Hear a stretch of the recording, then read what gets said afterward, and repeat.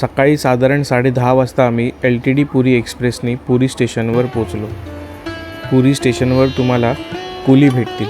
In case जर तुमच्याकडे भरपूर लगेज असेल तर तुम्ही त्यांची हेल्प घेऊ शकता. बाहेर पडताच उजव्या बाजूला आम्हाला ऑटो रिक्षा स्टँड भेटला. सुप्रभात मंडळी, मी विस्मय शिंदे आणि स्वागत आहे आपल्या त्या नवीन ब्लॉगमध्ये. सुरुवातीच्या काही क्लिप्समधून तुम्हाला जाणवलं असेल की आपण नक्की कुठे आलो होतो.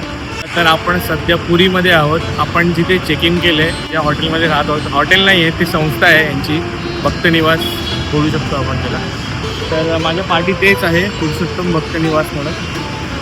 तर तुम्हाला रूम टूर वगैरे मी सगळे नंतर दाखवेन, पण सध्या आपण चाललो आहे प्रभू श्री जगन्नाथाचं दर्शन घ्यायला. तर चला निघूया. जय जगन्नाथ. पुरी स्टेशनपासून श्री पुरुषोत्तम भक्त निवास हे सुमारे 10 मिनिटाच्या अंतरावर आहे. त्यामुळे त्यांनी आम्हाला 50 रुपये जे फेअर सांगितलं ते ओके वाटलं. भक्त निवासावर पोचल्यानंतर आम्ही थोड्या वेळ विश्रांती घेतली आणि त्यानंतर आम्ही निघालो श्री प्रभू जगन्नाथाचं दर्शन घ्यायला.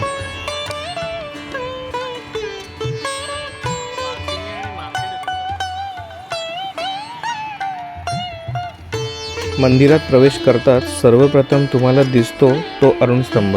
माहिती घेतल्याप्रमाणे अरुणस्तंभ कोणार्क मंदिराच्या इकडे होता. मुघलांनी ते उद्ध्वस्त केल्यानंतर तो अरुणस्तंभ महाराजांनी म्हणजेच छत्रपती शिवाजी महाराजांनी तो अरुणस्तंभ जगन्नाथ मंदिराच्या इकडे येऊन बाहेर उभा केला. जगन्नाथ मंदिराला एकूण 4 प्रवेशद्वार आहेत आणि त्यामधील सिंहद्वार हे मुख्य प्रवेशद्वार आहे.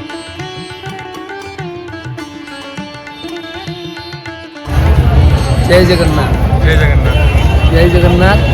हम जगन्नाथपुरी मंदिर के पुजारी हैं और यहाँ जगन्नाथ जी का जो होता है, यहाँ सबसे खास चीज़ है 2. एक होता है ध्वजा चेंज, दूसरा होता है प्रभु का किचन. यहाँ जो किचन देखेंगे वहाँ वर्ल्ड फेमस किचन में 752 चूल्हा, 752 चूल्हा. सब लोग सोचते हैं चूल्हा हंडी के ऊपर हंडी बैठता है. नहीं, हंडी के ऊपर हंडी नहीं बैठता है. ये कमल के फूल जैसे हंडी रहता है, चूल्हा रहता है, उसी पर हंडी बैठता है. पिरामिड जैसे बैठता है. पहले रहता है 5 हंडी, उसके बाद 3 हंडी, उसके बाद 1 हंडी. ऐसे पिरामिड जैसे बैठने से वो चूल्हा आग में लगाते हैं तो ऊपर वाला हंडी पकता है. सब लोग बोलते हैं हंडी के ऊपर हंडी के ऊपर हंडी, तो वैसा नहीं होता है. अच्छा, ये गलत है. ये जो यूट्यूब में बताते हैं वो गलत है. और एक चीज़ है ध्वजा. ध्वजा एनी टाइम हवा के विपरीत नहीं उल्टा उड़ता है. ये उसका तिथि होता है, उसका नक्षत्र होता है. उसी टाइम पे ये भगवान जी का ध्वजा जो उड़ता है उल्टा दिशा से उड़ता है, एनी टाइम नहीं उड़ता है. ये जो भगवान देख रहे हैं जगन्नाथ जी का मंदिर है, ये देख लीजिए एक बार. उसी के नीचे तीनों भगवान विराजमान है, जगन्नाथ, सुभद्रा, बलराम. भाई बहन यहाँ एक साथ बैठे हुए हैं, एक साथ पूजा होता है. कैसे पूजा? न जगन्नाथ जी हो गए विष्णु जी, बलदेव जी हो गए शिव जी और सुभद्रा हो गए ब्रह्मा. उन्हीं के ये मंत्र से पूजा होता है यहाँ पर. यहाँ पर और एक चीज़ खास है, विमला मंदिर जो 52 शक्तिपीठ माता जी का चरण गिरा है यहाँ पर माता जी का यहाँ पूजा होता है. यहाँ वो 3 चीज़ यहाँ मुख्य होता है. जय जगन्नाथ. भरपूर सारे भक्तगण हे सिंहद्वारापासूनच आतमध्ये जातात. पण आज आम्ही जो आतमध्ये प्रवास सुरू केला मंदिरात जायला तो म्हणजे व्याघ्रद्वारातून. रोज सुमारे संध्याकाळी 4:30 वाजता कोणतीही सुरक्षा साधने न वापरता एक सेवायत भक्तीच्या जोरावर जगन्नाथ मंदिराच्या शिखरावर चढतो. सुमारे 45 फूट उंच नीळचक्राखाली जिथे वारा नियमांनाही न जुमानता उलट दिशेने वाहतो तेथे बदलला जातो महाप्रभूंचा पवित्र ध्वज. माझ्या फोनमध्ये एकदम बकवास क्लॅरिटी येते. तेच आपण iPhone Pro Maxचं काय यूज आहे ते आता मला कळतंय बघा.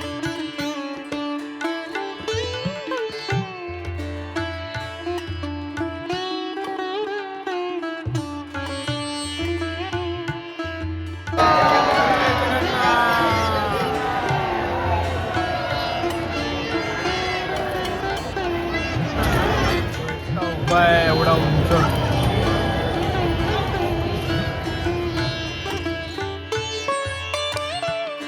मंदिराचा ध्वज बदलताना जणू आकाशालाच आशीर्वाद लाभला असे वाटते. हा अनुभव शब्दाच्या पलीकडचा आहे. मनाला शांत करणारा आणि आत्म्याला स्पर्श करणारा होता.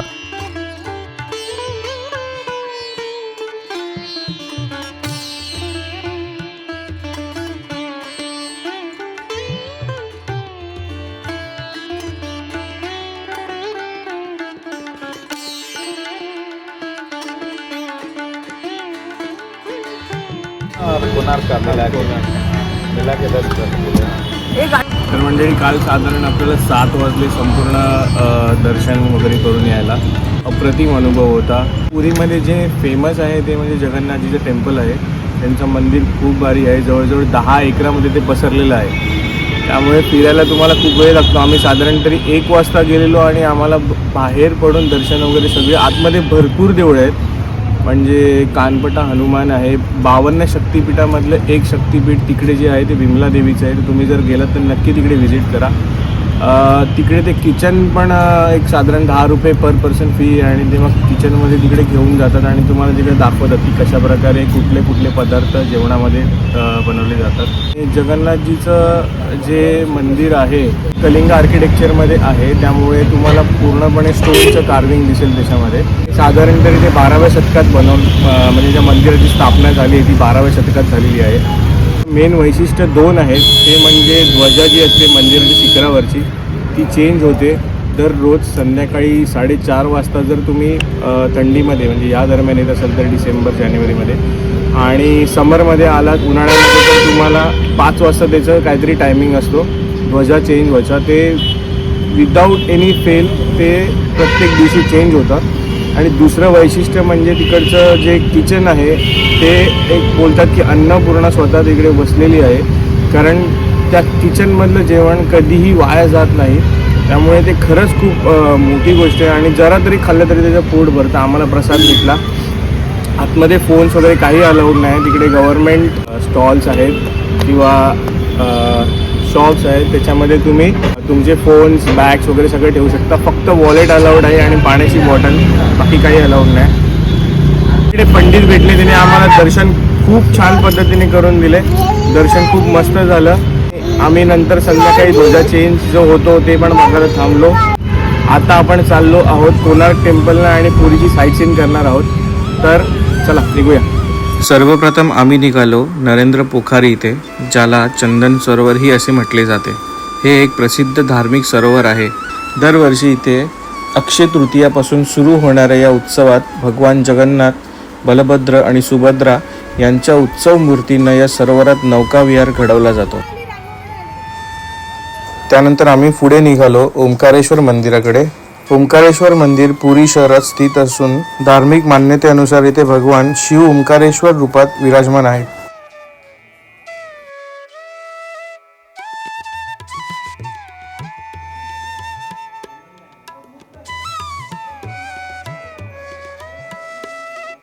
गौशाळेतून बाहेर पडल्यावर उजव्या बाजूला तुम्हाला एक छोटंसं मंदिर दिसेल. ज्याच्यामध्ये 108 शिवलिंग प्रस्थापित आहेत.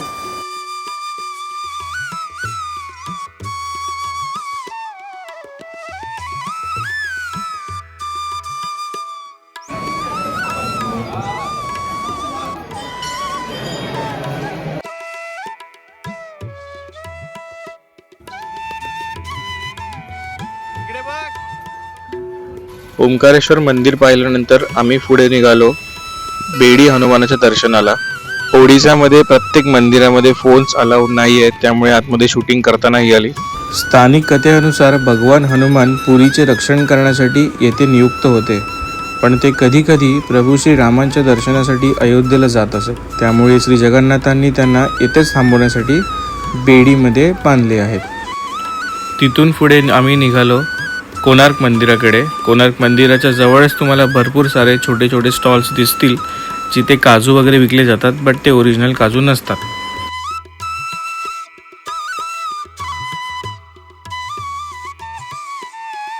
एंट्रन्सलाच तुम्हाला गाईड वगैरे भरपूर भेटतील. ते तिकीट काउंटर होतं त्या साईडला, पण आम्ही ऑनलाईन तिकीट काढले. तर वेबसाईट मी तुम्हाला सांगेन कुठली आहे. ऑनलाईन तिकीट काढल्यावर बेटर राहील. ते गर्दीमध्ये लाईनीत उभं राहायची गरज नाही लागणार. आणि समोरच माझ्या कोणार्क मंदिर आहे.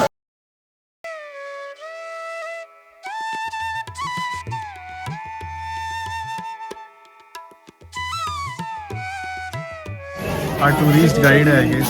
हा गाईड जर तुम्ही नाही घेतला तर या मॅपच्या नक्षाप्रमाणे फिरू शकता. आणि सूर्य मंदिरबद्दल संपूर्ण माहिती या लोकांनी इकडे या शिलावर दिलेली आहे. ये सूर्य मंदिर बनवाया राजा का नाम था नरसिंहदेव. सूर्य नरसिंहदेव 1238 में मंदिर शुरू हुआ. 1250 साल में कंप्लीट हुआ. अच्छा 12 साल 1200 के अंदर काम किया। ये नाट्य मंदिर है। नाट्य मंदिर यहाँ पर देवदासी नृत्य की डांस होता है, देवदासी नाट्य मंदिर है। चारों तरफ से 128 प्रकार का नाचने का मुद्रा।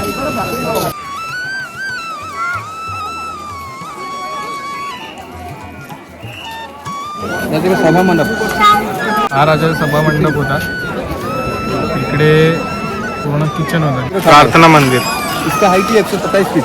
127 फीट है। सूर्य मंदिर कितना था गिर गया। अच्छा सूर्य मंदिर हाइट 227 फीट था। 227 फीट डबल हाइट था, अंदर मूर्ति था। हाँ। मूर्ति अंग्रेज ले गया, ब्रिटिश लोग। सूर्य भवन में मूर्ति ऑफसेट हाती। तर मंडळी हे जे आहे हे प्रार्थना मंदिर आहे आणि हे जे प्रार्थना मंदिर सध्या जे उभं आहे हे संपूर्ण घोड्याच्या रथाच्या आकाराचं आहे।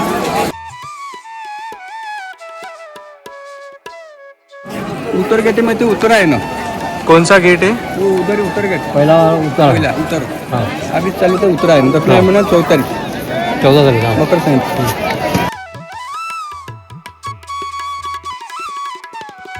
हे जे स्कल्पचर आहे हे राजा आणि राणीचं त्यांनी हे पूर्ण संपूर्ण मंदिर बनवले।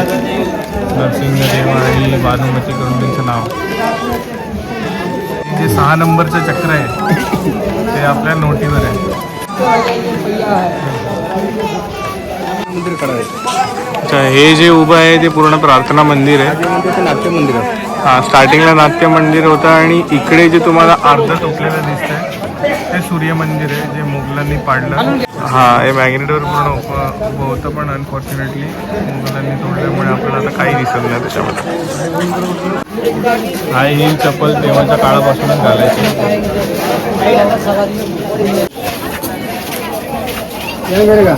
हा हाँ हो गया हाँ। 1 2 3 4 5 टेबल हो गया, टेबल कम ते बोल 18 मिनट कम, 1:30 होने के लिए। ये 4 होने के लिए। 4:30 होने के लिए 18 मिनट कम। अच्छा ये एंटी क्लॉकवाइज होता है पूरा ऐसा उल्टा। ओके एकदम ॲक्युरेट नाही पण ठीक आहे यार, बऱ्यापैकी आहे। तर आता आपलं झालेलं आहे सूर्य मंदिर बघून कोणार्क त्यांनी यासाठी दिलं याचं नाव। इकडून जगन्नाथपुरीचं एक आणि वरती लिंगराज टेम्पल आहे जे भुवनेश्वरला आहे। तर जो तो तुम्ही बघाल मॅपमध्ये तो असं त्रिकोण बनतो म्हणून याचं कोणार्क मंदिर म्हणून नाव दिलेलं असं। ओव्हरऑल त्यांनी जे सांगितलं त्या गाईडनी जेवढी पण हिस्ट्री त्याच्याप्रमाणे असं वाटलं की संपूर्ण आपलं जे हिंदू पुराण वगैरे आहे ज्याच्यामध्ये सगळ्या कथा असतात त्या सगळ्या स्कल्पचरमध्ये त्यांनी जे आर्किटेक्ट होते तेव्हाचे त्यांनी उतरवलं आहे। सुंदर आहे, तुम्ही नक्की इकडे व्हिजिट करा। त्यांच्या माहितीप्रमाणे त्यांनी सांगितलं की 2027मध्ये गव्हर्नमेंट आपली चालू करणार आहे आतमधून बघायला। सध्या आतमध्ये एंट्री नाही, बाहेरूनच तुम्हाला जे बघायचे ते बघायचे स्कल्पचर।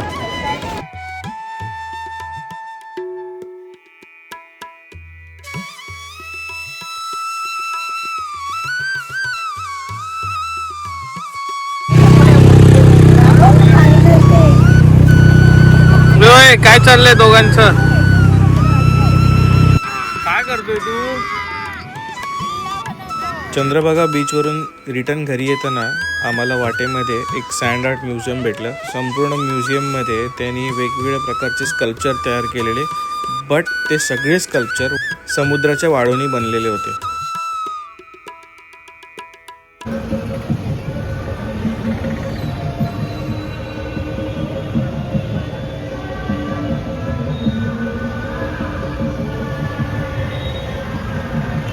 रात्रीचे 7:30 वाजलेत आणि आपण आता आलो गुंडीच्या मंदिरकडे।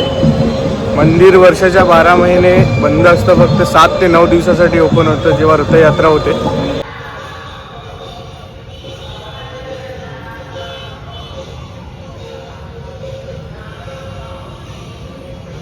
रात्रीचे 9 वाजलेत आणि आम्ही आता जरा मार्केटमध्ये फिरायला चाललोय, कारण तिकडून येईपर्यंत आम्हाला जवळजवळ 8-8:30 झाले संपूर्ण फिरून।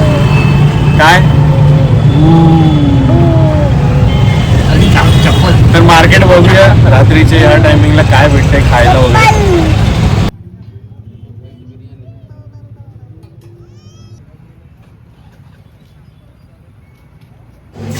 तर अशा प्रकारे आमचा थोडा मूड ऑफ झाला, काही खायला नाही भेटलं। मकर संक्रांती होती त्यामुळे आज मोस्टली सगळं काही बंद होतं आणि आम्ही आता परत आमचा हॉटेल स्टेवर आलो आहे। ऑनलाईन ऑर्डर केले फूड एका रेस्टॉरंटमधून, तेच जेवण आता सध्या आपण हा ब्लॉग इथे एंड करूया. भेटूया उद्या सकाळी. चला.